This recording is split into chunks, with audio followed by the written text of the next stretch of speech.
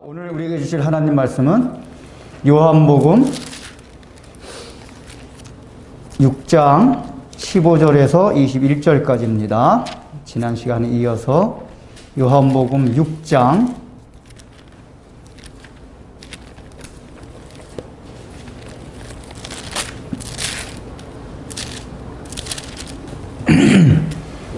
6장 15절에서 21절까지입니다.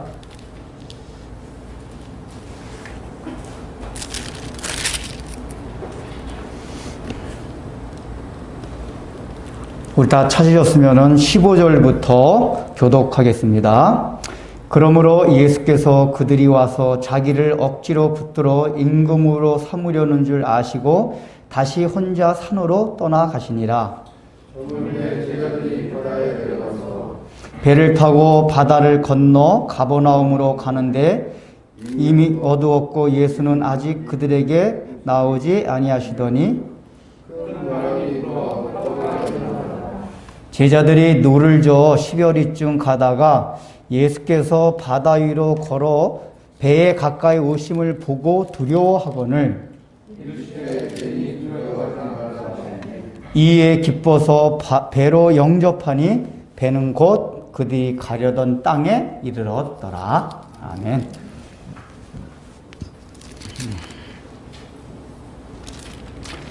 자, 우리가 보통 우리가 살아가는 인생을 바다라고 많이들 표현합니다. 그래서 또 우리가 살아가는 삶 자체를 바다를 건너가는 항해라고 표현하며 그 바다를 건너가면서 만나는 파도와 풍랑을 우리 인생을 살아가면서 겪는 여러 가지 고난과 고통과 또 슬픔으로 이렇게 비유하기도 합니다. 맞습니다. 예수를 믿든지 믿지 않든지 상관없이 우리가 어느 정도 이제 딱 살아가다 보면 애들을 벗어나면 인생이라는 건 정말 파도가 일렁이는 그런 바다와 같구나. 왜냐하면 그게 돈이 있든지 권력이 있든지 없든지 좋은 조건에 있든지 그렇지 않든지 상관없이 살아가다 보면은 반드시 파고가 있고 그 파고 때문에 일어나는 어떤 풍랑으로 인해서 고통을 당하는 게 우리 인생이기 때문입니다. 그건 다 인정을 해요. 근데 중요한 거는 우리가 살아가면서 그런 인생의 파도를 만나고 풍랑을 만날 때 사람들이 얼마나 두려워합니까? 그게 작을 때는 해치고 나가지만은 너무나도 커서 나를 것이 엄습해 올 때는 거기에 주저앉아서 어떤 사람은 극단적으로 되면 자살까지 하고 또 자포자기하고 그것 때문에 마음에 아무 자유함과 기쁨과 행복 없이 그렇게 살아가게 되는 경우를 많이 봅니다. 그래서 우리는 그걸 해결하려고 인간 나름대로의 여러 가지 노력을 해요. 그러니까 이 파도를 헤쳐나가기 위해서 노도 젓고 돛도 달고 막 하지만은 그것이 작은 풍랑일 때는 그걸 헤쳐나갈 수 있지만은 궁극적으로 너무 큰 풍랑일 때는 인간의 힘으로 어쩔 수 없는 그런 상황을 맞이하게 되면서 우리 사람들은 인간의 유한성, 인간의 한계를 느낍니다. 근데 그런 풍랑이라는 것이 예수 안 믿는 사람뿐만 아니라 예수를 믿는 우리에게도 동일하게 일어납니다. 우리 예수를 믿게 되면은 그 풍랑 없어지는 건가요? 그렇지가 않아요. 예수를 믿어도 여전히 우리의 삶은 바다를 지나가는, 항해하는 그런 배와 같이 파도를 만날 때도 있고 그 파도가 작아서 괜찮을 때도 있지만은 너무 높은 파도라서 견디기 힘든 그런 풍랑을 만날 때도 있습니다. 그래서 우리는 늘 의문이 듭니다. 왜 예수를 믿는 우리에게도 이런 것이 오나? 자, 보세요. 지금 코로나가 지금 다 이렇게 지금 확산되고 있는 가운데 예수 믿는다고 해가지고 그게 안 옵니까? 조심 안 하면 다 걸리는 거예요. 자연 법칙을 어기면은 걸리는 거예요. 제가 보기에는 우리 믿는 사람 중에 이게 잘못된 신앙을 가진 사람들이 우린 믿음 있고 기도만 하면은 그런 거 안 걸릴 수 있어. 이러는 신앙이 이제 가끔가다 있어요. 몰지각한 신앙. 그 믿음이 좋은 게 아니에요. 왜냐하면 하나님의 우리에게 준 자연 법칙, 이것도 순응하는 게 믿음이란 말이에요. 그럼 바이러스를 조심할 수 있는 거 조심해야 되는데 조심을 안 하면서 그냥 하나님 우리 지켜주신다. 그렇지가 않습니다. 그래서 얼마나 교회도 지금 좀 많이 저게 됩니까? 근데 우리가 그걸 잘 인식을 해야 돼. 아, 예수 믿는 우리에게도 풍랑은 일어나구나. 그런데 예수 믿지 않는 사람과 다른 게 있어요. 예수 안 믿는 사람들은 그 풍랑이 너무 클 때는 주저앉고 자포자기하게 돼서 끝나게 되지만은 배가 뒤집히게 되지만은 우리는 그래도 견디면 마지막에 예수님께서 우리에게 오셔서 찾아오셔서 그 풍랑 가운데서 우리를 건져주신다는 거예요. 즉 우리는 소망이 있다는 얘기입니다. 희망이 있어요. 똑같은 일을 당해도 소망이 있는 것과 없는 것은 천지 차이입니다. 천지 차이. 그러니까 우리가 궁극적으로 결과를 알고 가면은 아무리 어려운 일이 있어도 마음이 평안해요. 평안해요. 그러나 결과를 모를 때는 그 어려운 일이 나에게 너무 힘이 들게 합니다. 자, 오늘 본문은 그렇게 인생의 풍랑을 만났을 때, 예수 믿는 사람들이 인생의 풍랑을 만났을 때 그 가운데서 어떻게 하나님께서 우리를 보호하시고 은혜를 주시는 것을 보여주는 내용입니다. 오늘 내용은 이제 간략하게 모르신 분들에게 설명드린다면은 요 전에 어떤 사건이 있었습니까? 오병이어의 사건이 있었습니다. 그것은 벳세다의 갈릴리 호수의 북동쪽에 있는 벳세다라는 그 약간 구릉지대에서 오병이어 떡 5개랑 물고기 2마리를 가지고 거의 2만 명 되는 사람을 먹인 기적을 일으키는 사건이 있었어요. 그 직후에 일어난 겁니다. 이제 그 직후에 어떤 이제 일이 일어났냐면은 사람들이 군중들이 보니까 원래 예수님을 따라다니면서 많은 기적을 봤잖아요. 야, 그래서 저분 참 메시아다. 막 이렇게 했는데 이를테면 이런 거예요. 어떤 안진뱅이를 예수님이 일으키셨어요. 소경을 눈뜨게 했어요. 이제 그거 놀랍긴 놀라운데 이제 사람들은 그게 있어요. 자기한테 직접 해당되는 게 아니면은 피부적으로 와닿지 않거든요. 놀라긴 놀라는데 나한테 직접적으로 해당이 안 될 때 실감이 안 되는 경우들이 있어요. 그러니까 저 사람 병이 낫네? 야, 저 양반 대단한 분이네? 이렇단 말이에요. 그런데 오병이어 기적은 뭐가 다르냐면은 먹는 문제잖아요. 이 먹는 문제는 특정한 한 사람의 문제가 아니라 거기 모였던 모든 사람들이 겪고 있는 아픔과 슬픔의 근원이 되는 문제였어요. 배고픈 거. 그런데 그러니까 현실적으로 살아가면서 현실적으로 가장 먼저 맞닿게 되는 그런 문제들이었어요. 그런데 그 문제를 예수님이 해결해 주셨단 말이에요. 그러니까 그때는 한 끼만 했지만은 그 군중들이 생각할 때는 야, 저 양반이 우리 임금으로 되면은, 우리 왕이 된다면은, 우리 백성을 절대로 굶기지 않겠구나. 우리는 굶지 않겠구나. 그리고 저런 능력 정도면 우리가 살아가면서 필요한 모든 의식주, 이런 걸 다 해결해 줄 수 있겠구나. 내가 가진 문제 다 해결받을 수가 있겠구나. 이런 생각을 한 거예요. 피부적으로 확 와닿은 거예요. 이게 이제 그 오병이어의 사건은. 먹는 문제이기 때문에. 그래서 이 사람들이 군중들이 모여서 무슨 얘기를 하냐. 야, 우리 저 예수님을 우리 왕으로 모시자. 그 당시에 헤롯이라는 사람이 왕으로 있었어요. 그러니까 헤롯 별 볼일 없다. 그런 왕 말고 이 예수님을 실제 우리 왕으로 모시자. 추대하자. 막 이랬어요. 그때 예수님이 어떻게 반응하셨습니까? 예수님께서 이 땅에 오신 것은 그런 정치적인 그 다음에 국가의 어떤 왕이 되시려고 오신 게 아니었어요. 평화의 왕으로 오시고 마지막에는 십자가에서 우리 인류의 죄를 위해서 죽기 위해서 오셨어요. 왕이 되는 게 아니라. 즉 지금 백성들은 군중들은 예수님을 추대하려고 하고 존중을 하고 막 존경을 하고 떠받지만은 하나님의 뜻은 그게 아니었어요. 하나님의 뜻은 예수님이 마지막에 고난을 받고 죽는 것이었어요. 그래야지만 우리 인간의 죄가 용서받을 수 있기 때문에, 구원받을 수 있기 때문에. 그래서 왕으로 막 군중들이 삼으려고 하니까 예수님이 더 높은 산으로 도망가세요. 기도하러 도망가셨어요. 피하셨어요.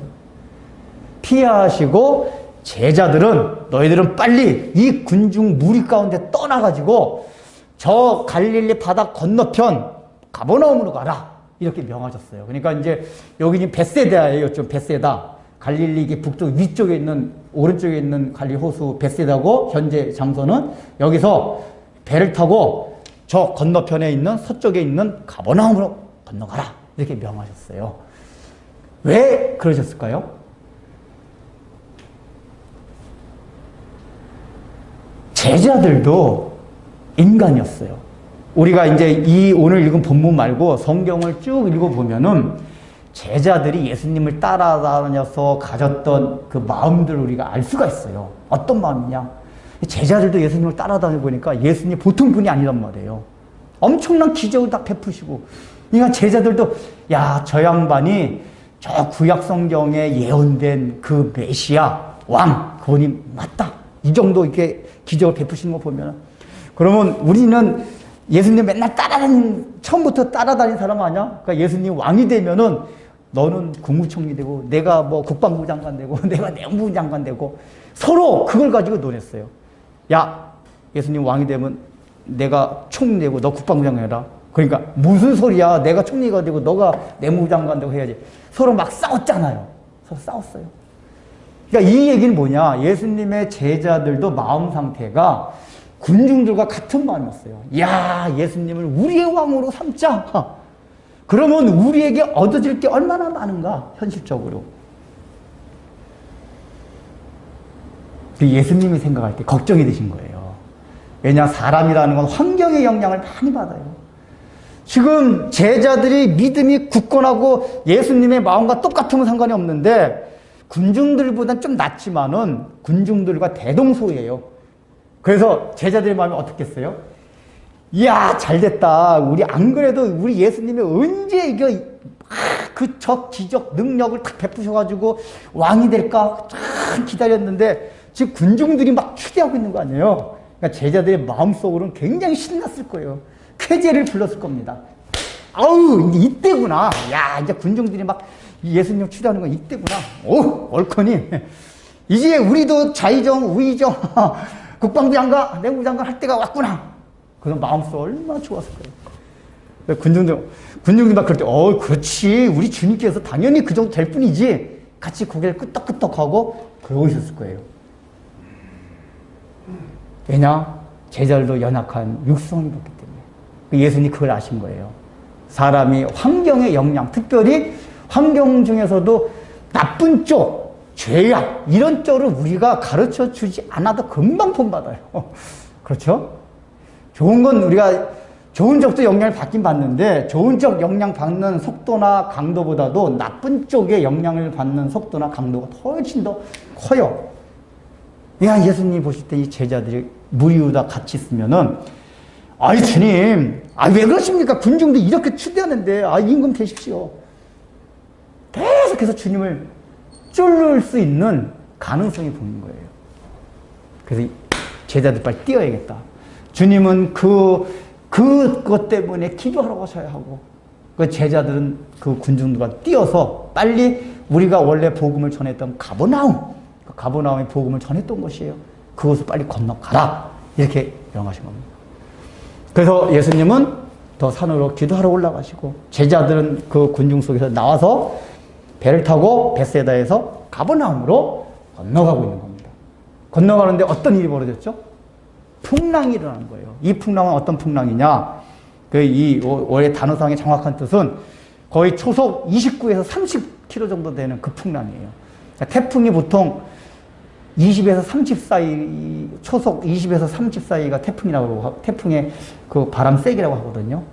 그러니까 거의 태풍 중에서 굉장히 강력한 태풍과 맞먹는 그런 바람으로 인한 풍랑이 일어난 거예요.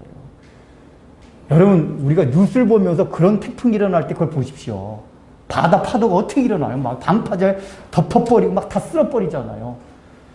근데 그 당시 큰 배도 아니고 조그만 목선배였을 텐데 제자들 얼마나 무섭겠어요. 그 풍랑 났을 때. 그 제자들이 덜컥 났어요. 어떡하냐. 그래서 가다가 거기서 막 그 파도가 막 시려먹는 거예요, 풍랑. 어떻게, 우리 다 죽었구나. 그래서 거의 죽게 되었을 때, 기진맥진해서 죽게 되었을 때, 누가 나타나셨습니까? 짠! 하고, 우리 예수님께서 나타나셨어요. 어떻게 나타나셨죠? 물 위로 걸어오셨어요. 왜냐하면 이미 배는 해변가를 떠났어요. 이제 막 하다가 거의 뭐 이렇게 절반은 못 미쳤지만은 거의 뭐 한 3분의 1 이상을 넘어서 왔어요, 지금. 베세다에서. 학자들 추정으로 한 2, 3km 벌써 온 거예요, 2, 3km. 근데 거기서 예수님이 탁 보니까 저기서 누군가 막 물 위로 걸어오는 사람이 있어요.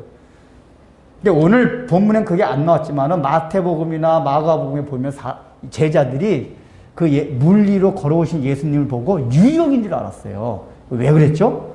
일단은 그때가 깜깜한 새벽, 여기서 이제 4경이라고 나왔는데 그때가 새벽 3시경이에요. 우리나라 태양력 시간으로 하면은 새벽 3시만 깜깜하단 말이에요.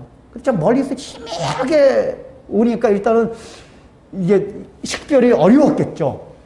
그리고 어려웠지만은 그래도 제자들이 굉장히 믿음이 좋았더라면 이제 우리 예수님께서 우리를 구원해 주러 오셨구나 라고 생각할 텐데 유령으로 생각했다는 얘기 뭐냐, 아직까지 예수님에 대한 지식이 부족한 거예요. 예수님 믿긴 믿었는데 한 번도 역사 가운데서 주변 가운데서 물 위를 걸었다는 얘기 들어본 적이 없어요. 본 적이 없어요. 그렇잖아요. 물 위를 걸은 적 본 적이 있습니까? 그것도 잔잔한 그 물이 아니라 그 태풍이 몰아치는 풍랑 가운데서. 이거 상상을 해보세요. 이게 파도가 막 그랬으면 파도 꼭대기에서 예수님이 쫙 오고 있는 곳이에요. 그러니까 예수님이라고 전혀 생각을 못하고 유령인 줄 생각했어요. 좀 가까이 와서 너희가 왜 이렇게 두려워하느냐, 내니 안심하라 하라고 말씀을 하셨을 때 그때 이제 제자들이 우리 주님이구나. 그리고 이제 그 다음에 반응이 뭐죠? 그 제자들 가운데 베드로가 확실히 용감해요. 주여 주시거든 나를 명하여 저도 물 위를 걷게 하소서. 오늘 요한복음에 안 나오는데 이게 마태복음에 나오거든요. 걷게 하소서. 저는 이제 그거 보면은 베드로가 진짜 용감하고 믿음이 있어요. 여러분 생각해 보세요. 이렇게 예를 들면은 파도가 전혀 없고 잔잔할 것 같으면 주님이 걸어오시면은 한번 할 마음도 있을 것 같아요. 더군다나 베드로는 어부라서 수영도 잘하잖아요. 빠지면 수영하면 되니까. 근데 이거는 지금 엄청난 태풍으로 인해서 막 파도가 방파제 같은 파도가 일어난 상황이네요. 근데 여기를 주여 주시거든 나로 뛰어서 물 위를 걷게 하셔서 확 뛰어들었단 말이에요. 확실히 성격 용감하게 저도 그렇게 못할 것 같아요. 그냥 주님이 그냥 이 배 안에 올 때까지 기다리지 베드로 같이 딱 뛰니까 처음에 어떻게 됐죠? 베드로도 물이 좀 걷기 시작한 거예요. 근데 걷다 보니까 이 파도가 확 오잖아요. 겁이 덜컥 났어요. 겁이 덜컥 나는 순간 어떻게 되죠? 확 빠졌어요. 빠지니까 예수님이 건져서 배에 올라왔어요. 그리고 배에 올라와서 바람아 잔잔하라 하시고 그 순간 바람이 잔잔해서 고요해졌어요. 그리고 다시 목적지까지 건너왔습니다. 이 본문의 내용이 그거예요. 그러면은 왜 이 본문이 성경에 쓰였을까요? 지금 요한복음의 목적은 계속해서 예수님이 누구신가를, 하나님의 아들이신가를 알려주는데 가장 첫째 목적이 있었어요. 그러니까 지금은 뭐 예수님 병도 고치고 오병이어로 막 그냥 이렇게 나오면 먹을 것도 주시고 너무 놀라운 기적을 일으켰는데 지금 이 바다를 건너고 파도를 잔잔하게 하는 이건 뭐죠? 자연을 다스리는 능력이란 말이에요. 그러니까 파도가 잔잔하라, 공기의 이동을 명령하는 거예요. 물 위로 걸었다는 얘기는 중력의 법칙을 거스르는 거예요. 중력의 법칙을. 그러니까 이거는 이 자연을 만드신 분만이 가능한 거란 말이에요. 만드신 분만이. 그 첫 번째 성경이 말하고자 하는 건 뭐냐면 예수님은 누구시냐? 인간으로 오시고 태어나시긴 했지만 그분은 천지 만물을 지으신 분이다. 중력의 법칙을 만들고 그 다음에 바람의 이동을, 바람을, 공기의 이동을 다 만드시고 주장하시는 분이시다. 그 얘기예요. 여러분 그거 믿으십니까? 일단은 성경을 통해서 예수님이 그런 분이신가? 이걸 제가 계속 얘기하면서 하잖아요. 예수님은 단순하게 4대 성인, 뭐 석가나 공자나 소크라테스까지 그런 분이 아니라 사람들은 그렇게 볼 수도 있어요. 그러나 예수님은 근본적으로 그런 분을 넘어서 하나님이시다고 합니다. 이걸 첫 번째 우리가 인식하라 그 얘기입니다. 아, 예수님이 그런 분이구나. 제자들도 거기까지는 몰랐어요. 그래서 이제 제자들이 이제 예수님이 그런 분을 아는데 이 내용 가운데서 또 우리에게 주는 메시지가 있어요. 첫 번째 뭐냐? 왜 예수님이 전지전능하시다면 이 제자들이 바다 건너갈 때 폭풍이 올 걸 알고 계셨을 거예요. 아마 제자들이 그런 생각했을 거예요. 아니, 왜 이렇게 우리가 예수님을 따라다니는 사람인데 불구하고 이런 바람이 불을까?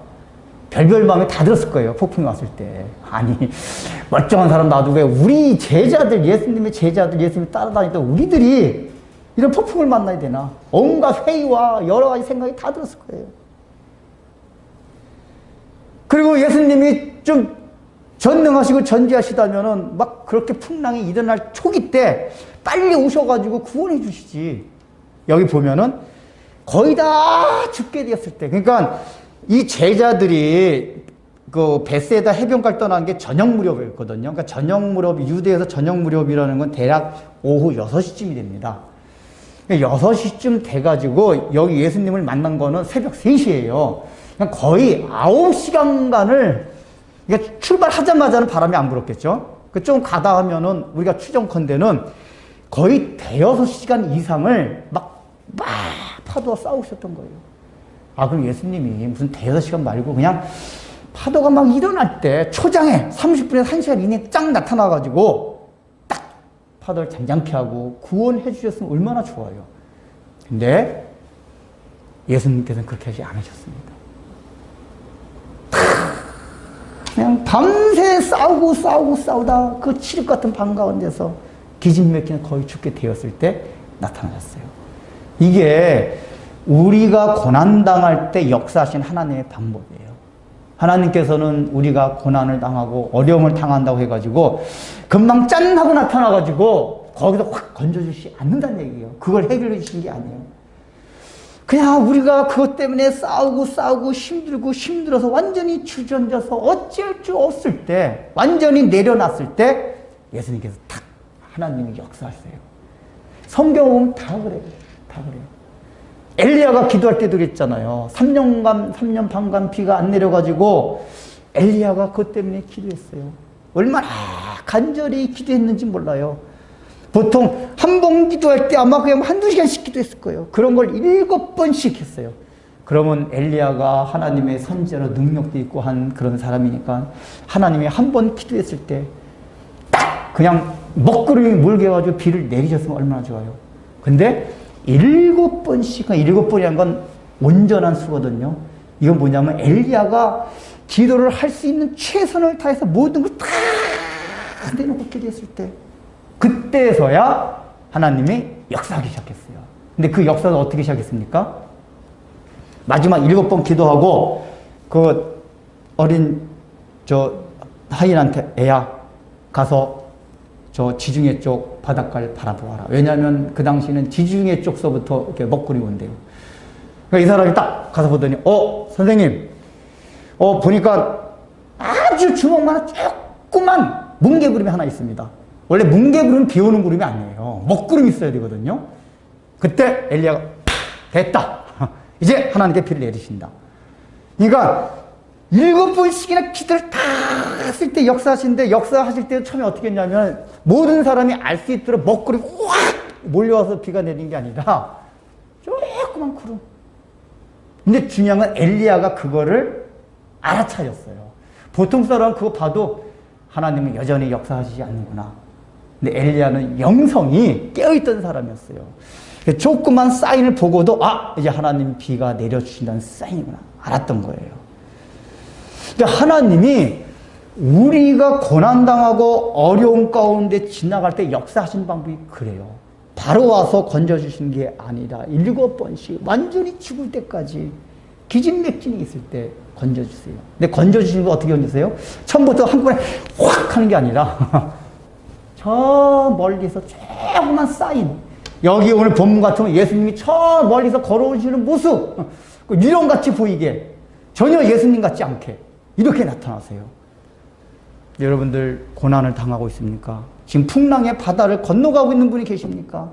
그게 돈으로 어렵든지 건강으로 어렵든지 결혼이든지 인간관계든지, 우리는 여러 가지 모양으로 인생에서 많은 풍랑을 만납니다. 그 풍랑이 너무 극심해서 정말 너무 힘들어서 야, 죽는 게 낫다 할 정도로 그런 풍랑일 때가 있어요. 안 믿는 사람은 그럴 때 어쩔 수가 없어요. 근데 우리는 믿는 사람들이잖아요. 믿는 사람 좋은 게 뭐예요? 아, 우리 주님께서 이제 우리를 구원하러 오시겠구나. 이 문제를 해결해 주러 오시겠구나. 이게 우리 믿는 사람 아니에요. 예수 믿는 사람. 근데 초기에 바로 오시는 게 아니라 너무 고통이 극심해서 거의 죽게 됐을 때 하나님께서 역사하신다 그 얘기예요. 아멘이십니까? 고난 가운데 지날 때 희망을 버리지 마세요. 희망을 버리지 마세요. 이게 두 번째 생각할 건 뭐냐? 여기 보면은 이제 마태나 마가복음 같이 읽어보면은 내용이 뭐가 있냐면 예수님께서 그걸 보고 계셨더라 그래요. 그냥 기도하시면서 이렇게 뭐 산에서 보고 계셨겠어요? 아셨더라 그 얘기죠. 제자들이 지금 풍랑을 만나서 막 고군분투하고 있는 거를 예수님께서 보셨어요. 알고 계셨어요. 그러면서 안 가신 거란 말이에요. 이 얘기 뭐냐? 우리가 고난받고 있을 때 당장 표면적으로 오시진 않지만은 계속해서 불꽃 같은 눈동자로 우리를 지켜보고 계신다 그 얘기예요. 그래서 우리가 눈에 보이진 않지만 제자들도 몰랐어요. 그걸 몰랐으니까 이게 겁먹고 공포에 질렸던 거거든요. 그러나 아마 예수님이 같이 배에 탔더라면 덜 공포스러웠을 거예요. 그래도 예수님이 타셨으니까. 근데 이거 뭐 예수님이 우리 보시고 계신지 안 보고 계신지 알 수도 없어요. 그러나 성경은 예수님께서 그들이 풍랑 가운데서 고군분투하는 걸 보고 계셨다고 했어요. 우리가 고난을 당할 때, 사망의 음침한 골짜기를 지나갈 때 우리 하나님은 우리를 계속해서 지켜보고 계세요. 지금 예차하면 확 하고 그거 있잖아요. 독수리가 훈련시킬 때 그런 데거든요. 이게 독수리가 아니라 사자가 막 절벽으로 막 이렇게 하다가 떨어질까 또 마지막 탁 채고 막 하듯이 하나님께 우리를 그런 식으로 하는 거예요. 가다가 진짜 위험할 것 같아 확 건져주시고. 근데 우리는 그걸 캐치하지 못해요. 그런 예화가 있잖아요. 어떤 사람이 모래사장길 쫙 걸어가고 있어요. 너무 햇볕이 내리쬐고 힘들었어요. 자기의 인생을 살아보니까 뭐 성경에는 하나님이 우리와 함께 하신다고 수없이 약속해 주셨는데 자기 보니까 하나도 하나님 그 약속을 안 지킨 것 같아요. 어려움이 있을 때, 힘들 때 주님이 전혀 나의 곁에 계신 것 같지가 않아요. 그래 돌아보니까 그 모래사장을 걸으면 발자국이 남잖아요. 돌아보니까 자기 발자국만 있어요. 이 발자국이 2개잖아요, 사람이. 딱 돌아보면. 그래서 하나님한테 하소연했대요. 하나님, 뭐 저와 동행해 주시고 함께 하신다고 했었는데 저 모래사장을 보십시오. 걸어온 자국이 발자국 2개뿐이 없잖아요. 저 혼자 걸어왔잖아요. 왜 같이 안 해주시나요, 하나님? 이러니까 우리 예수님께서 하나님께 뭐라고 말씀하셨습니까? 애야, 그게 발자국이 2개뿐이 없는 게 맞다. 너가 어느 날 너무 힘들어서 주저앉았지 않니? 그때 내가 너를 업고 저 모래사장을 걸었단다. 그러니까 업으면 어떻게 되죠? 저 발자국은 너의 발자국이 아니다. 나의 발자국이다. 예수님이 그 사람을 업고, 우리는 그걸 몰라요. 그나마 엎었기 때문에 여기까지 힘든 가운데서 여기까지 온 건데 그걸 몰라요. 우리 주님이 함께 하신다는 걸. 고난 가운데도 우리 하나님은 우리를 지켜보시고 우리를 업고 계신다. 우리가 이걸 마음에 의식해야 되구나.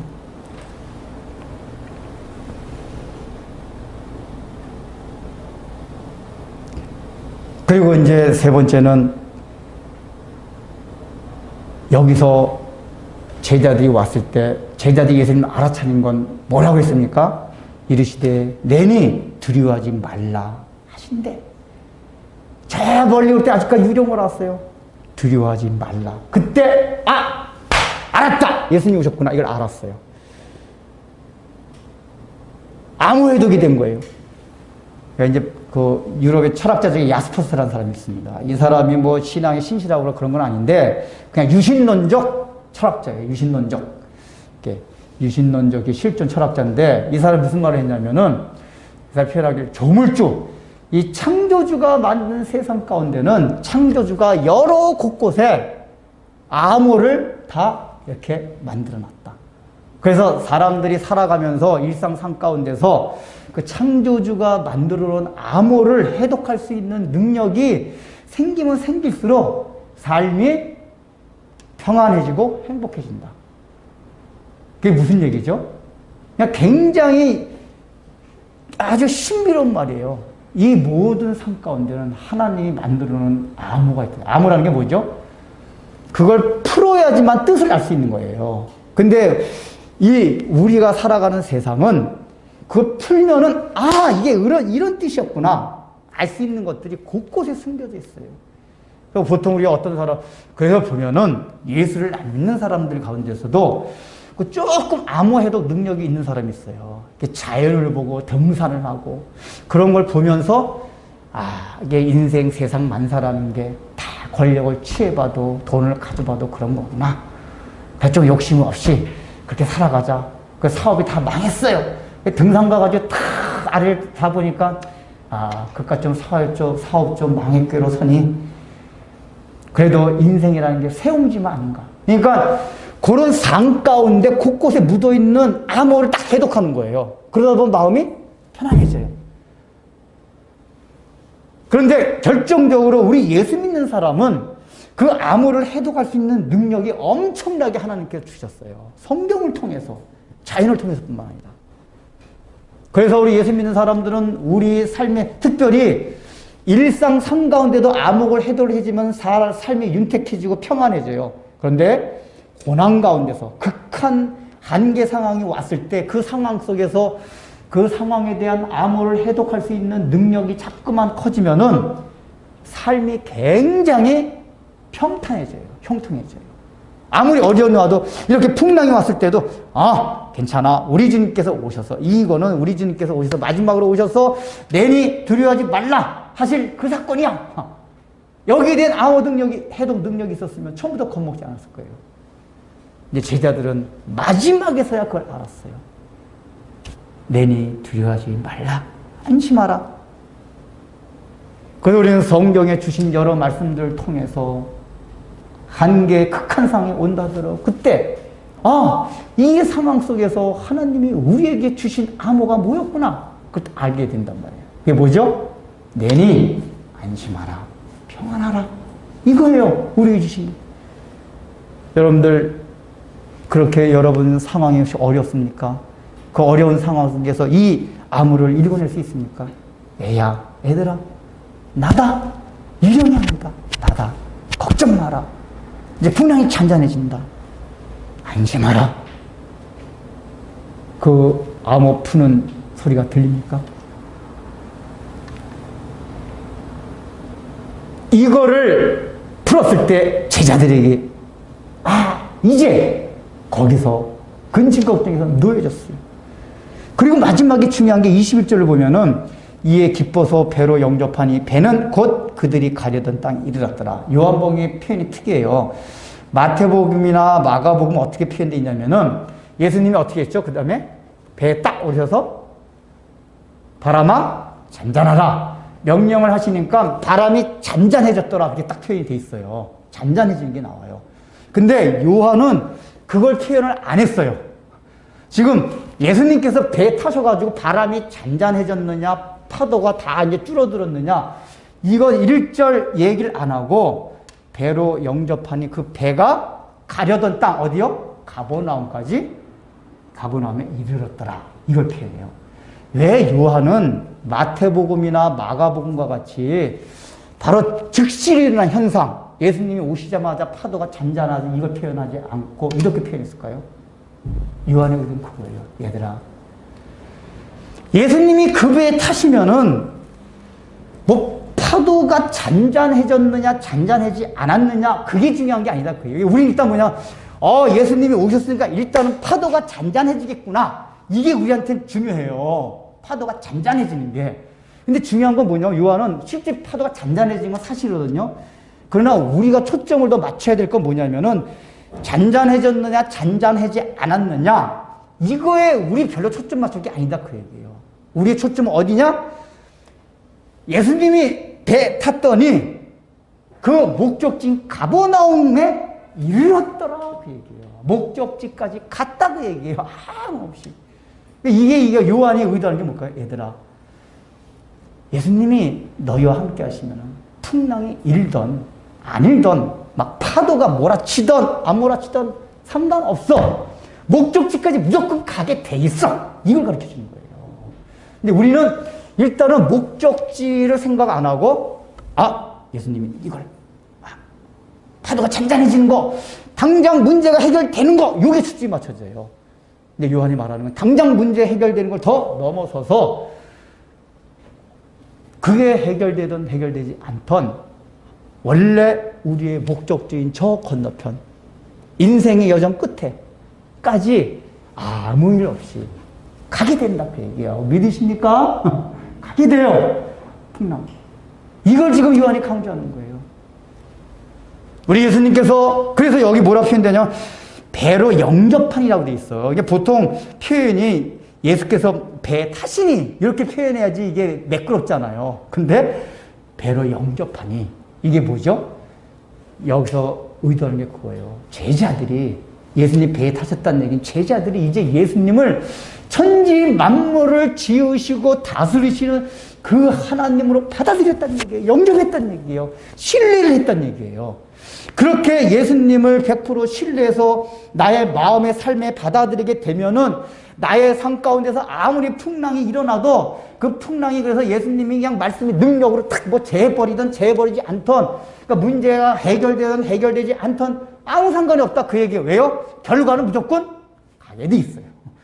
가게 돼 있어요. 이게 더 멋있지 않아요? 풍랑을 잔잔해서 가는, 물론 여기서 실제 잔잔해서 갔지만은 잔잔해서 끝까지 가던 제가 볼 때는 확실하게 확실한 이 사실, 팩트를 믿고 있으면, 우리는 뭐라고 해도 거기에 가게 돼 있어. 그럼 풍랑이 더 재밌을 것 같아요. 사람들이 놀이기구를 왜 탑니까? 놀이기구 타면 얼마나 위험하고 막 힘들어요. 근데 그걸 즐기잖아요. 왜 그렇죠? 결과를 알기 때문에 그래요. 놀이기구는 다 과학적으로, 기술적으로 아무 사고 없이, 물론 가끔가다 일어나는 경우 있지만은, 보편적으로는 놀이기구다 아무리 위험해도 그 결과 끝은 사고가 안 나게 돼 있다. 그래서 오히려 사고가 안 난다는 팩트를 알고 있기 때문에 우리는 뭐죠? 놀이기구를 즐긴단 말이에요. 그냥 밍밍하면 재미없어 해요. 그냥 300m 돌고 해야지. 그래야지 재밌네. 이런단 말이에요. 그렇잖아요. 여러분, 우리 결과는 가게 돼 있어요. 그러면 풍랑이 일던 안 일던 오히려 이럴 때 더 재밌어요. 어차피 풍랑이 일어도 나는 죽지 않게 돼 있어. 여기 때문에 배가 깨지지 않게 돼 있어. 이걸 그리스도인들에게 약속된 거예요. 그러면 그거를 아주 좋게 재밌게 받아들일 수가 있어요. 그리스도인들. 놀라운 거 아닙니까 사실 이게. 하나님께서 어떻게 역사하시나 보자. 구경 좀 해보자. 얼마나 놀라운 특권입니까? 그 마지막으로 아주 제일 중요한 게 있습니다. 지금 이 제자들이 풍랑을 만난 거는 단순하게 인생에서 겪는 풍랑, 믿는 사람으로서 겪는 풍랑, 이걸 넘어서서 어디까지 갔냐? 예수님의 말씀을 적극적으로 순종해서 갔음에도 불구하고 닥쳐오는 풍랑이에요. 자, 이게 무슨 말이냐면은, 아까 초두에 말씀드렸잖아요. 제자들을 왜 이렇게 건너가게 했죠? 군중들과 함께 있으면은 거기에 동화될까봐, 환경에 영향을 받을까봐 했어요. 여러분 중요시할 게 뭐냐면은, 여러분 주변 환경을 좋게 만들어요. 좋게 만든다는 게 뭐냐면은, 좋은 아파트 이게 아니라, 나에게 악영향을 줄 수 있는 그 사람이든지 환경이든지 다 피해야 돼요. 사람은 연약해요. 그래서 조금이라도 악한 쪽 영향에 들렸어요. 반드시 악한 쪽으로 흘러가요. 죄 쪽으로 흘러가요. 근데 그걸 다 만들어 놓고 그 환경을 피하지 않고, 아이고, 나 하나님 뜻대로 살게 해주세요. 절대 안 됩니다. 그 환경부터 피해야 돼요. 우리가 잘난 사람들이 아니에요. 환경을 피해야 돼요. 예수님이 제자들의 연약성을 알기 때문에 빨리 군중에서 빼낸 거란 말이에요. 그래서 마태복음이나 마가복음에 보면 뭐라고 표현되어 있냐? 예수님께서 제자들 재촉하사. 재촉하사. 재촉한다는 게 뭐죠? 자, 빨리 안 가! 이 얘기는 뭐냐면은 제자들이 계속 민구적거리고, 예수님 처음에 얘들아, 이제 그 군중 속에 빠져나와가지고 잠깐만 거기서 군중들하고 그런 얘기 하지 말고 빨리 너희들 배 타고 건너편 이제 가버나움으로 가. 처음에 이렇게 말씀하셨던 거예요. 근데 제자들이 계속 알았어요. 민구적거리고 있었던 거예요. 민구적. 왜냐? 제자들이 마음인데 뱃세대가 너무 좋단 말이에요. 자기네들의 그 인생의 욕구를 자아실현을 할 수 있는 너무 좋은 기회, 절호의 찬스였단 말이에요. 그 찬스를 만나고 금방 거기가 떠나기 쉽겠습니까? 아마 속으로는 그렇게 생각했을 거예요. 아, 주님은, 이게 때마침 좋은 찬스가 있는데 여기 왜 바짝그만 떠나라고 하시는 거지? 아마 속으로 그렇게 생각했을 거예요. 그래서 민구적 거리고 있었던 거예요. 그래도 제자들이 기특한 거는 군중들보다 훨씬 나은 거예요. 그래도. 어디냐. 그럼에도 불구하고. 그래서 속으로 의아심이 있었죠. 왜 주님 자꾸만 우리 떠나래. 그럼에도 불구하고 겉으로는 토를 달지 않았어요. 이의제기를 안 했어요. 민구적거리긴 했지만 결국 예수님이 계속해서 재촉하니까 알았습니다, 주님. 가겠습니다. 가보나. 그리고서 이제 배 타고 가보나움을 건너간 거예요. 그러니까 이 얘기는 뭐냐. 예수님의 말씀에 자기들이 하기 싫은 걸 안 하고 순종해서 갔다 그 얘기예요. 순종해서. 적극적으로. 근데 보세요. 순종해서 갔으면은 순풍이 와야 되잖아요. 그 당시 배는 노를 젓거나 돛을 달아서 가는 거예요. 그러면 바람이 안 불어 노만 져서 가면 그냥 평범한 거고, 제일 좋은 건 뭐냐. 예수님이 그렇게 순종해서 갔더니 이름이 뭐죠? 벳세다에서 가버나움 쪽으로 바람이 탁 적당히 불어줄 때 돛만 탁 달면은 룰루랄라서 얼마나 요트같이 신나게 탁 그냥 빨리, 그리고 또 계속적. 그래서 아마 가버나움까지 갈 수 있을 거예요. 근데 성경을 보면은 이 바람이 불 때 마태나 마가복음은 거슬리는 바람, 원문상에는 거슬리는 바람이라고 표현되어 있거든요. 그 뜻이 뭐냐면 역풍. 그러니까 지금 제자들이 벳세다에서 가버나움으로 가는 방향이 아닌 그 반대 방향 쪽에서 태풍이 불어왔다 그 얘기예요. 역풍이. 이제 바람이 처음부터 태풍이 불었는지 바람이 막 점점 일기 시작하면서 갑자기 커졌는지 그건 알 수가 없지만은 하나님께서는 일반적으로 자연 법칙대로 이렇게 섭리하시기 때문에 처음부터 바람이 그냥 막 갑자기 여기다가 갑자기 30년 확 불었던 게 아니라 1에서 2에서 3에서 5에서 10에서 이런 식으로 불었을 거예요. 그러면 보세요. 제자들이 생각할 때 예수님의 순종에서 딱 출발했는데 좀 가다가 보니까 역풍이 불어요. 어떤 생각이 들었을까요? 우리 같으면? 야, 이게 웬 떡이냐. 주님께서, 왜냐, 제자들은 가기가 싫었어요. 가기가 싫었는데 환경이 지금, 바람 부는 게 벳세다, 자기들이 원래 가고 싶었던, 머물고 싶었던 벳세다 쪽으로 분단 말이에요. 그러면 이거 예수님께 핑계거리 좋잖아요. 주님, 바람이 그렇게 불었어요. 그렇게 불어서 우리가 가버나움쯤 못 가고 벳세다까지 왔네요. 이거 요나 얘기 아시죠? 요나가 하나님 뭐라고 명령하셨습니까? 요나 선지한테. 너 저 니느웨, 이스라엘 동쪽이에요. 너 니느웨를 가서 복음을 전하라. 니느웨는 그게 너무 싫었어요. 아니, 저 따위 일본 놈들한테, 저 외적들한테 무슨 복음을 전합니까? 저 따위 지옥이나 가야지. 그래서 그게 싫어서 하나님이 가라고 한 니느웨 동쪽 반대 방향, 서쪽 끝. 그 당시에 서쪽 끝이 스페인이었어요. 스페인으로 이제 가려고 욥바라는 항구를 딱 갔거든요. 그 당시에 욥바라는 항구에서 스페인 배가 있었어요. 근데 성경의 표현이 뭐라고 나오냐? 옆방에 도착했더니 마침 다시스로 스페인으로 가는 배가 있었더라. 딱 왜 스페인으로 가는 배가 자주 없었어요. 그 당시에 자주 운행하는 게 아니에요. 뭐 얼마만큼 있었는지 모르지만은. 그러니까 요나는 시간도 몰라. 근데 딱 갔는데 딱 마침 앞으로 30분 후에 스페인행 배가 출발합니다. 지금 요나의 마음속에 무슨 마음이 들었을까요? 아이고 잘됐다. 나 다시스로 가기 아니 다시스가 아니라 니느웨로 가기 너무 싫은데, 동쪽으로 가기 너무 싫은데 때마침 스페인 쪽으로 가는 데가 있네. 반대 방향. 아이고 이게 하나님의 뜻인가 보다. 이렇게 생각하고 배를 탔잖아 실제적으로. 왜냐하면 요나가 그 배 타가지고 배 밑창에 잠자는 거 보면은 그런 마음이 들었다는 얘기예요. 이제 스스로 아이고 마침 이렇게 내가 원래 생각했던 그쪽으로 이렇게 환경이 탁 된 거 보니까 이게 하나님 뜻이구나. 아이고 좋아라. 그리고 그냥 만푸장 그 배 밑창에서 잠잔 거예요. 요나가 핑계고 하나님의 뜻을 반대해서 가려는 방향으로 환경이 딱 열리니까 잘됐다. 핑계거리가 됐어요. 제자들도 마찬가지였단 말이에요. 만약 요나 같았으면 잘됐네. 우리 뱃세에다 입고 싶은데 바람이 도와주네. 근데 이게 그래도 제자들이 다른 게 뭐냐? 야, 그래도 주님께서 가라고 하셨잖아. 그래가지고 그냥 가만히 놔두면 벳세다로 가게 돼 있는 거예요. 바람 방향이. 그냥 가만히 있으면 돈만 조그만 거나 살짝 따라오면 그냥 도 안 달아도 바람이 커지면은 그냥 쫙 밀려서 벳세다가 가 있어요.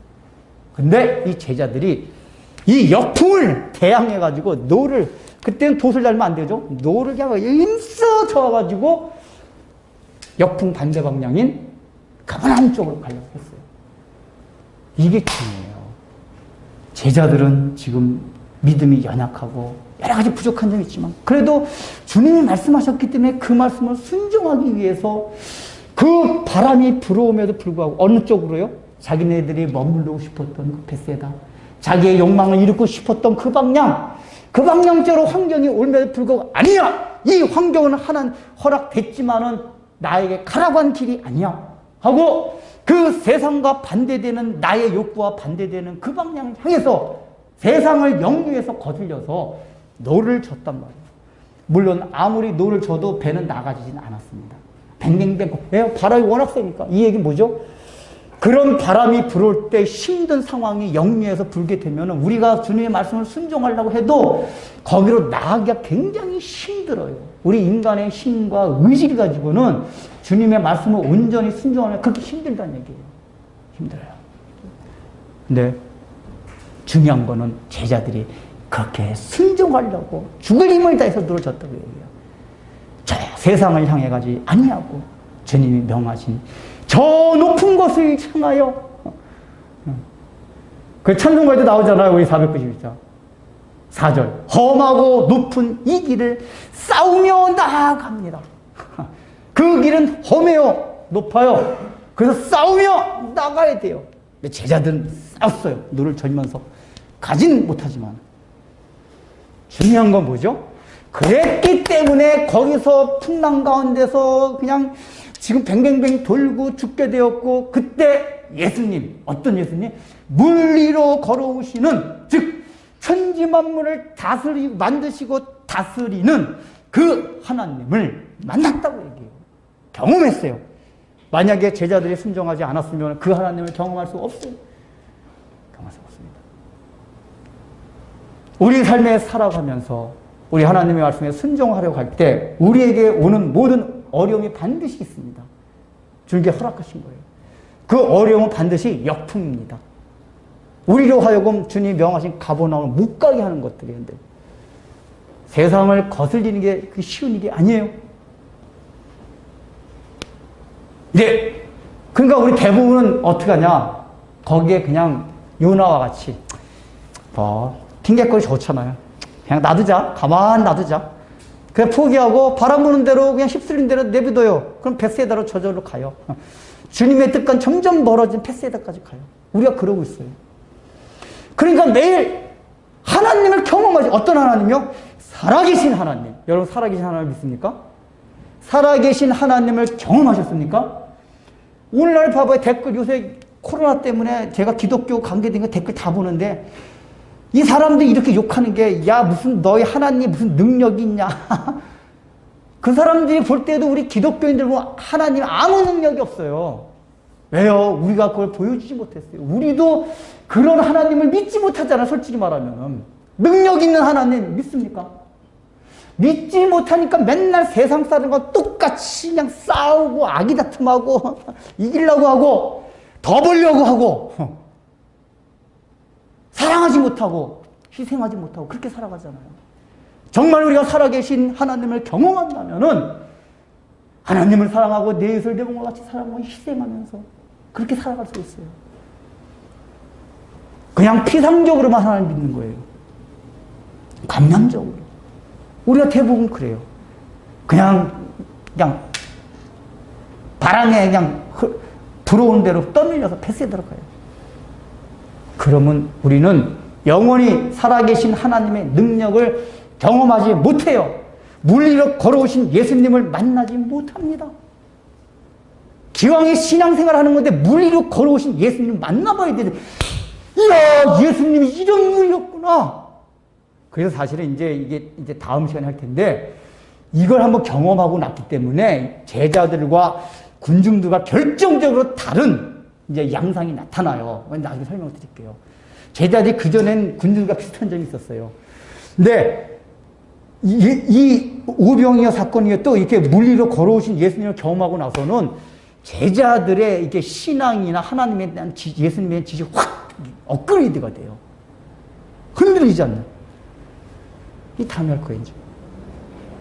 이 사건으로 인해서 우리가 하나님 말씀을 순종하며 살아가야지 그 하나님을 경험해지고 그 하나님을 경험하면 할수록 어떤 상황에 처해져도 그 하나님을 신뢰하고 의지하는 것이 우리 몸에 배이게 됨으로써 우리의 인생이 얼마나 행복하게 될 수 있습니다.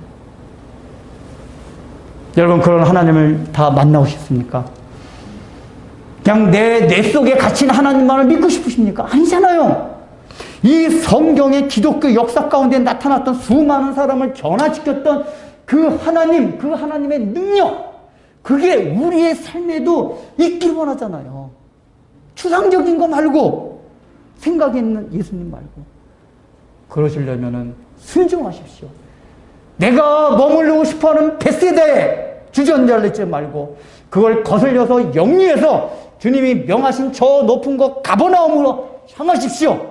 거기에 아무리 그러면 많은 바람이 불 것입니다. 그때 싸우십시오. 싸워서 기진맥진하고 있을 때에 짠! 하고 우리 주님께서 물 위로 걸어오셔서 우리를 만나 주시고 우리를 안전하게 항구로 데려갈 것입니다. 자, 우리 고요한 바다로가 몇 장인가요? 고요한 바다로 찬양하면서 고요한 바다로 몇 장이죠?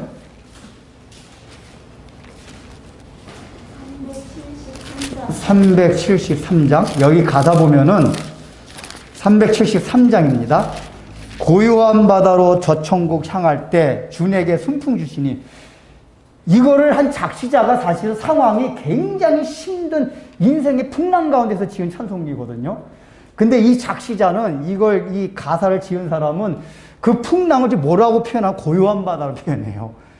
그리고 엄청난 지금 막 태풍 같은 자기 삶에서 막 아내가 죽고 엄청난 막 그냥 막 화재가 일어나고 힘든 상황인데 주에게 순풍 주시니. 요한복음 마지막 표현했던 태풍과 같은 그런 삶이 나에게 불어오지만은 이 사람한테는, 이 작시자한테는 고요한 바다였고 순풍이었어요. 저 가버나움으로 저 높은 곳 더 빨리 가게 하는. 기도하겠습니다. 하나님 아버지, 참으로 캄캄한 인생의 바다 가운데서 큰 풍랑들을 만나서 죽을 수밖에 없던 저희들에게 찾아오셔서 건져주신 그 사랑과 은혜를 인하여 감사하며 주님 앞에 봉헌합니다. 참으로 하나님 아버지, 우리가 인생을 살아가면서 주님의 말씀을 순종하려고 함에도 불구하고 불어오는 역풍들이 얼마나 많이 있었습니까? 우리는 핑계 삼아 그 역풍대로 내가 머물고 싶은, 육신이 하고 싶은 그대로 따라 내려왔던 적이 또한 얼마나 많이 있었습니까?